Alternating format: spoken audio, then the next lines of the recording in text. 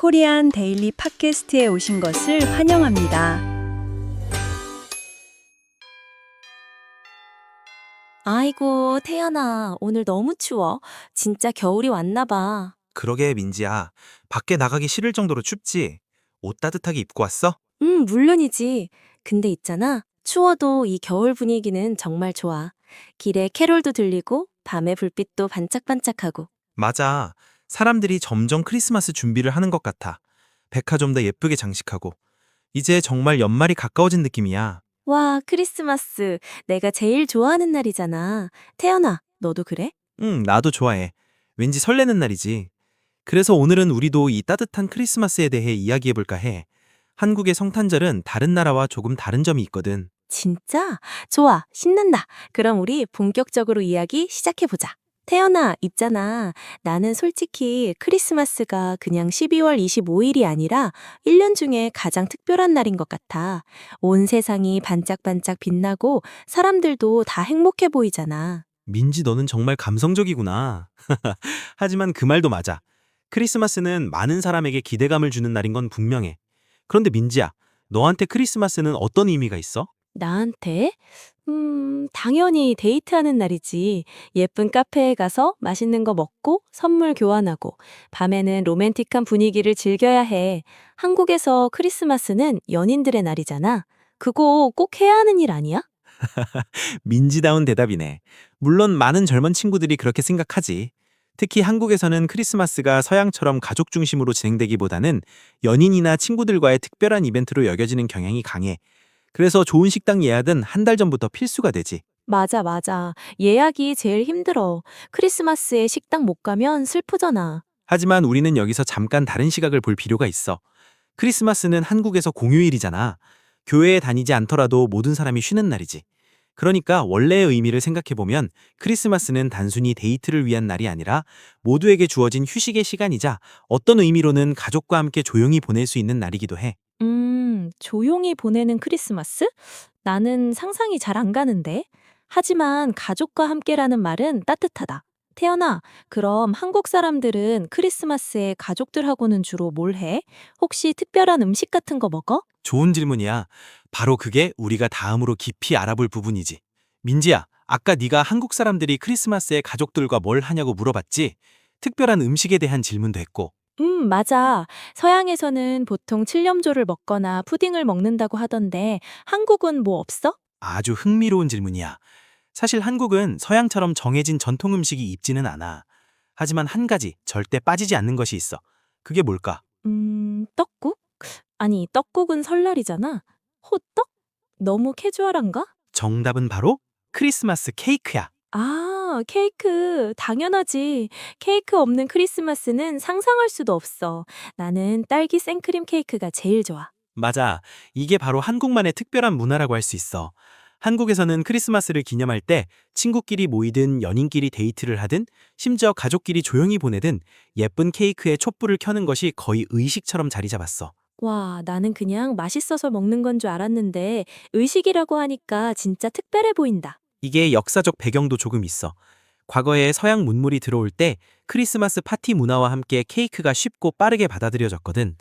칠lem조처럼 요리가 복잡한 음식이 아니라 그냥 사서 불만 붙이면 되잖아. 그래서 크리스마스 파티의 가장 쉬운 상징이 된 거야. 맞아. 그래서 크리스마스 이브 저녁에 빵집에 가면 줄이 엄청 길잖아. 작년에 나도 케이크 사려고 1시간 넘게 기다렸어. 옆에 커플들이 싸우는 것도 봤다니까. 케이크 앞에서 싸우는 커플들. 정말 재미있는 풍경이네. 아무튼 이 케이크에는 두 가지 의미가 있어. 첫째는 축하의 의미, 그리고 둘째는 함께하는 시간을 상징하는 의미야. 작은 케이크 하나를 놓고 함께 모여서 촛불을 끄는 행위 자체가 중요하거든. 와, 태연아 덕분에 케이크를 새롭게 보게 됐어. 크리스마스 케이크 주세요. 이젠 이 말이도 뭔가 특별하게 들린다. 태연아, 케이크 이야기 들으니까 갑자기 크리스마스에 누구랑 뭘 할지 계획을 세워보고 싶어졌어. 좋은 생각이야. 크리스마스는 함께하는 시간이 중요하다고 했잖아. 그럼 오늘은 친구나 연인한테 어디 같이 가자고 제안할 때 쓰는 핵심 표현을 같이 배워볼까 해. 와, 실용적인 표현이다. 좋아요. 나 지금 바로 친구한테 메시지 보내고 싶어. 첫 번째, 그리고 가장 기본이 되는 표현은 바로 같이 갈까요? 이건 상대방에게 공손하게 제안하는 표현이야. 야, 예를 들어 민지, 네가 나한테 크리스마스 마켓에 가자고 하고 싶으면 어떻게 말하면 될까? 크리스마스 마켓 같이 갈까요? 맞아? 정답! 아주 자연스러워. 여기서 같이는 함께란 뜻이고 을까요?는 우리 이렇게 할까요? 하는 제한형 의문문이야. 같이 갈까요? 아, 그럼 우리 같이 밥 먹을까요? 도 쓸 수 있겠네? 물론이지. 근데 친구 사이라면 조금 더 편하게 말하고 싶을 때도 있잖아. 그럴 땐 이 표현을 써봐. 이번 표현은 응? 하는 거 어때? 야. 이 표현은 응? 같이 갈까요? 보다 훨씬 친근하고 부드러워. 주로 동갑이거나 아주 친한 사이에 써. 아, 편하게 쓸 수 있는 말. 예를 들어서 크리스마스 이브에 영화 보고 싶으면? 크리스마스 이브에 영화 보는 거 어때? 라고 말하면 돼. 이 표현은 명사 하는 거 어때? 형태로도 쓸 수 있어. 예를 들어 케이크 사러 가는 거 어때? 와, 진짜 유용하다. 그럼 나는 남자친구한테 이렇게 말해야겠다. 우리 저녁에 한강에서 야경 보는 거 어때? 아주 완벽한 문장이야. 로맨틱하네. 여기서 꿀팁 하나 더. 만약 상대방이 이미 계획이 있는지 먼저 물어보고 제안하고 싶다면 이렇게 말해봐. 혹시 크리스마스에 특별한 계획 있어? 혹시 크리스마스에 특별한 계획 있어? 좋다. 이렇게 물어보고 만약 없으면 그럼 우리 케이크 사러 가는 거 어때? 라고 말하면 되겠네? 바로 그거야. 이렇게 제안형 표현을 자주 연습하면 실제 상황에서 자신감 있게 대화할 수 있을 거야. 꼭 친구들에게 써보길 바래. 자, 그럼 우리 짧게 연습해 볼까? 내가 상황을 줄게. 민지는 이 두 가지 표현을 사용해서 나한테 같이 하자고 제안해봐. 좋아요. 나 잘할 수 있어. 상황 1. 우리는 크리스마스 카드에 손편지를 쓰고 싶어. 나한테 공손하게 제안해봐.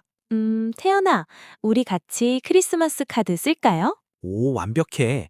네, 좋아요. 상황 2. 크리스마스에 따뜻한 핫초코를 마시러 가고 싶어. 아주 친한 친구에게 친근하게 제안해봐. 우리 따뜻한 핫초코 마시러 가는 거 어때? 잘했어. 좋은 생각이야.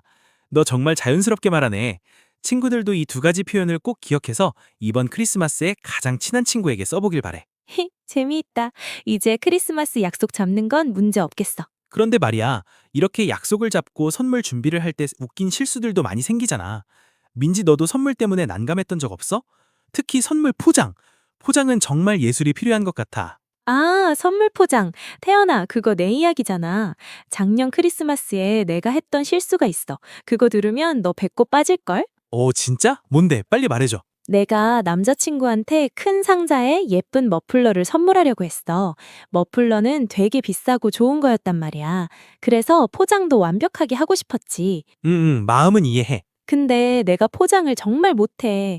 테이프는 엉망진창으로 붙이고 포장지는 쭈글쭈글해지고 리본을 예쁘게 묶느라고 1시간 넘게 씨름했어.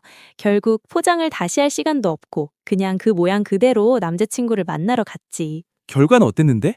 설마 쓰레기통에서 주워왔어? 이런 말 들은 건 아니지? 아니, 그건 아닌데 남자친구가 선물을 받자마자 웃음을 참지 못하는 거야. 그리고 조심스럽게 뚜껑을 열어보더니 그리고 무슨 말 했어? 민지야, 이 상자 지진 났어? 너무 창피해서 얼굴이 빨개졌잖아. 테이프를 너무 많이 붙여서 상자가 원래 모양을 잃어버렸었대요. 지진 났대. 아, 너무 웃기다. 근데 남자친구 반응이 귀엽네. 선물이 아니라 포장 때문에 평생 기억할 추억이 됐겠다. 결국 선물은 마음에 들어 했지. 머플러는 아주 좋아했지. 그리고 나한테 다음부터는 선물 포장은 그냥 가게에 맡기래.